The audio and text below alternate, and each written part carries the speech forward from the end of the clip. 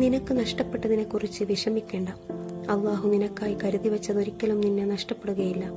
ചിലപ്പോൾ നമ്മുടെ ജീവിതത്തിൽ നമ്മൾ ഒരുപാട് ആഗ്രഹിച്ച കാര്യങ്ങൾ നഷ്ടപ്പെടും. നമ്മൾ സ്നേഹിച്ച ഒരാൾ, കാത്തിരുന്ന ഒരവസരം, സ്വപ്നം കണ്ട ഒരു കാര്യം, അത് നഷ്ടപ്പെടുമ്പോൾ നമ്മുടെ ഹൃദയം തകർന്നു പോകും. എന്തുകൊണ്ടാണ് എനിക്ക് ഇത് സംഭവിച്ചത് എന്ന് നമ്മൾ പലപ്പോഴും ചിന്തിക്കും. പക്ഷേ നമുക്ക് നഷ്ടമായത് നമുക്ക് നല്ലതായിരുന്നില്ല. നമുക്ക് മനസ്സിലാക്കാത്ത ചില കാരണങ്ങൾ അള്ളാഹുവിനറിയാം. നമ്മൾ ഒരു വാതിൽ അടഞ്ഞതുകൊണ്ട് കരയുമ്പോൾ അള്ളാഹു നമ്മുടെ മുന്നിൽ അതിലും നല്ലൊരു വാതിൽ തുറക്കാൻ ഒരുക്കുകയായിരിക്കും. അതുകൊണ്ട് നഷ്ടപ്പെട്ടതിനെ ഓർത്ത് തകർന്നു പോകരുത്.